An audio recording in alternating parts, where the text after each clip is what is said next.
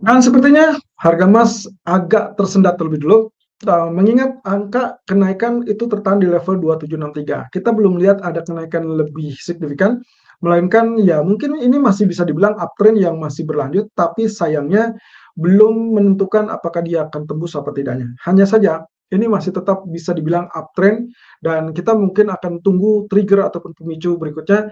Saya rasa itulah terkait dengan pernyataan Trump yang akan disampaikan nanti malam. So, kita lihat ulasan berikut ini.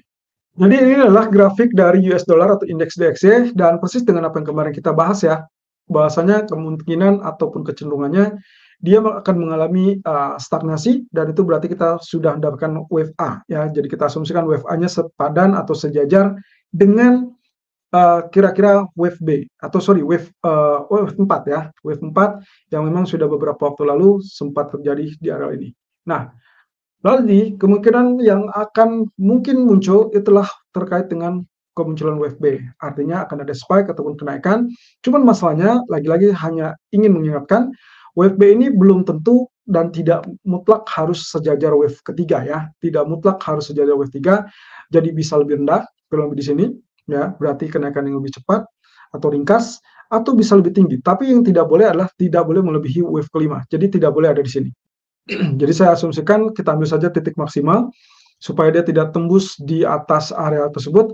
Tapi kalau misalkan lebih cepat, maka kita tinggal tunggu saja reversal candle. Untuk saat ini, bagi saya adalah jelas sinyalnya bullish ataupun rebound, technical rebound lebih tepatnya. Berarti yang saya harapkan nantinya kita akan dapatkan kenaikan itu hanya relatif singkat ataupun terbatas. Kalau kita perhatikan di grafik H4-nya, kita coba cek untuk nanti malam ada kecenderungan untuk bisa kembali turun asalkan dia tidak tembus di atas level resisten. Nah, ini persis ya. Gambar ini kemarin pun kita sempat sampaikan penurunan, berarti kalaupun spike atau kenaikan ya kita asumsikan naiknya mungkin 1900 atau mungkin maksimumnya di teritori garis trendline ya. Jadi kita sama-sama melihat di sini ada kecenderungan untuk terjadinya rebound. Apakah nantinya dia akan berhenti setelah dia menutupi gap di situ? Kemudian dia kembali turun, berarti ya ini akan mengubah strategi mirip dengan apa yang kita lihat di sini bagian head and shoulder ya. Jadi kalau misalkan betul, ya otomatis kita sudah memperkirakan akan terjadi penurunan lebih lanjut nanti dalam waktu mendatang. Tapi yang jelas untuk nanti malam, kelihatannya data jobless claim akan membantu US dollar mengalami penguatan. Sehingga saya akan lebih mengandalkan pidato Trump daripada data jobless claim. Kemudian kalau kita cek di grafik US Treasury Yield-nya, ini juga area sama. Jadi kemarin dia sudah turun, tapi kita asumsikan dia rebound ini berarti wave A-nya kita anggap saja selesai ya. Wave A selesai, dan itu berarti otomatis tinggal menunggu terkait dengan wave B. Jadi wave B ini kita asumsikan sedikit lebih tinggi, tapi tidak boleh lebih tinggi daripada wave ke-5. Oke, dan kelihatannya juga ini juga hampir sama ya kalau kita perhatikan di grafik 4, maka kecenderungannya adalah dia hanya rebound atau retest resisten sebelum terjadi penurunan lebih lanjut. Nah, ini cukup imbang ya. Kalau misalkan saya anggap resisten yang sangat imbang itu ada di sini, ya berarti apalagi yang kita tunggu adalah kemungkinan rejection di zona yang sama. Kalau itu terwujud, berarti kita akan dapatkan penurunan secara bertahap, baru nantinya diikuti dengan pelemahan US dollar. Nah, kemudian untuk pound sterling sendiri, dikarenakan dia ditutup dengan bearish candle, seperti yang terlihat di sini, posisinya tentunya mengingatkan kita kepada strategi ataupun wave ke 5, ini adalah wave B ya, yang kemungkinan terjadi correction. Jadi ibaratnya di sini sudah terjadi kenaikan A, wave A selesai. Nah, karena dia sinyalnya adalah sinyal bearish, berarti kita asumsikan ada koreksi atau akan ada koreksi. Dengan asumsi saya adalah maksimum penurunan hanya sampai ke teritori terendah 2 atau 3 hari yang lalu. Ya, kita lihat di sini kurang lebih candlestick yang ini yang putih adalah 1.2160-an ya. Jadi artinya potensi penurunannya ataupun koreksinya untuk wave B bisa saja sejajar itu ya, tapi tidak boleh lebih rendah atau asalkan tidak lebih rendah dari areal yang kita asumsikan itulah wave ke-5 ya. Wave 5-nya itu ada di 1.2100 ya, kita asumsikan seperti itu.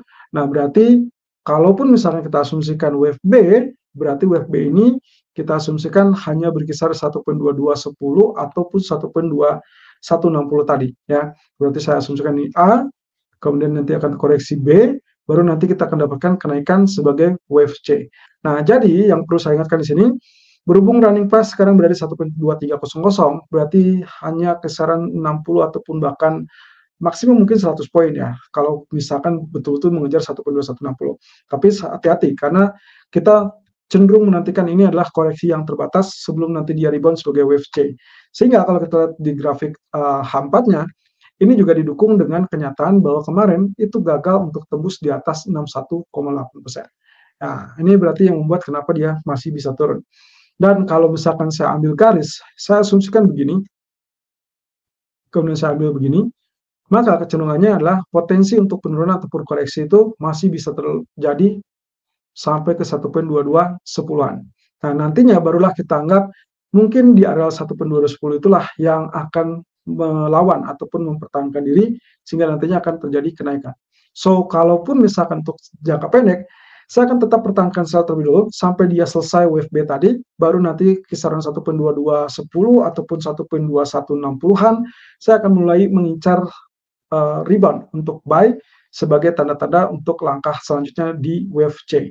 Nah, sementara untuk crude oil, saya rasa candle daily sudah bicara cukup banyak ya. Posisinya masih tetap bearish, tekanannya masih tetap bearish, dan kita mungkin akan segera melihat areal 7400 ataupun 7370-an. Nah, ini yang harus digarisbawahi teman-teman. Posisi penurunan itu sudah berlangsung sampai berhari-hari lamanya. Kita lihat di sini, 1, 2, 3, 4, 5. Ya, 5 hari berturut-turut. Jadi saya rasa penurunan tinggal tersisa satu kali lagi, atau mungkin ya kita anggap saja beberapa poin lagi. Ini dikaitkan kalau misalkan diharapkan 1 minggu sudah turun, berarti akan ada rebound. Dan saya rasa rebound itu baru akan terjadi besok di akhir pekan. Kebalikannya, kalau dia selalu naik dalam 1 minggu terakhir, ya kemungkinan akan ada koreksinya di akhir pekan. Ya. Nah, ini terlihat di grafik H4-nya. Jadi posisinya kurang lebih dia masih tetap bertahan di bawah area orange ini. Dan kemarin pun kenaikannya juga tidak terlalu tinggi. Ya, berarti lower high.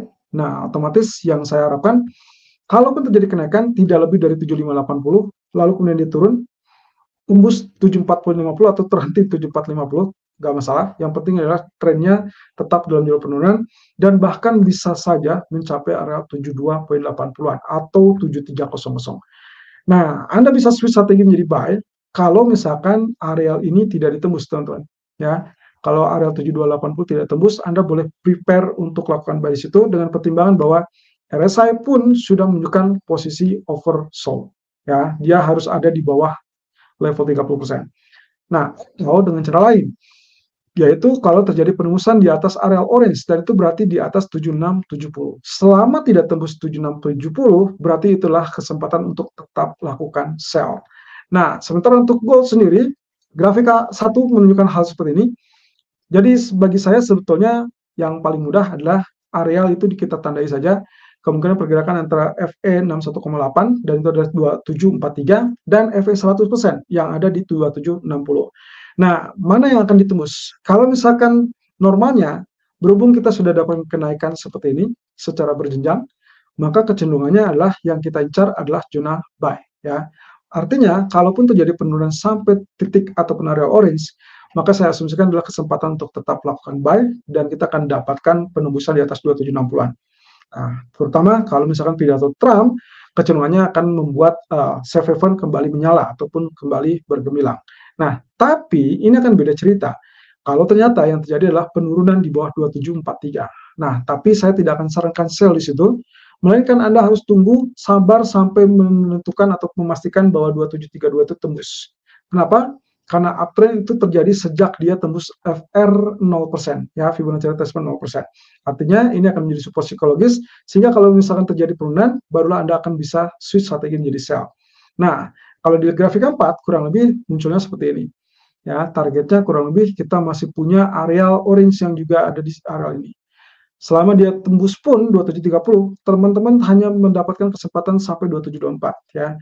Jadi kalaupun dianggap maksimal, penurunan itu diperkirakan hanya sampai 2690 ataupun 2688. Nah, tapi skala berikutnya ingat bahwasanya kita masih tetap di jalur uptrend, sehingga kalau kita lihat di sini kan jelas posisinya adalah dia mengalami kenaikan sesuai dengan jalurnya, low, higher, high, higher low, kemudian juga lanjutkan lagi dengan higher low, higher high, sehingga ini koreksi pun kita asumsikan maksimumnya cuma sampai teritori orange dan nantinya akan lanjut naik ya.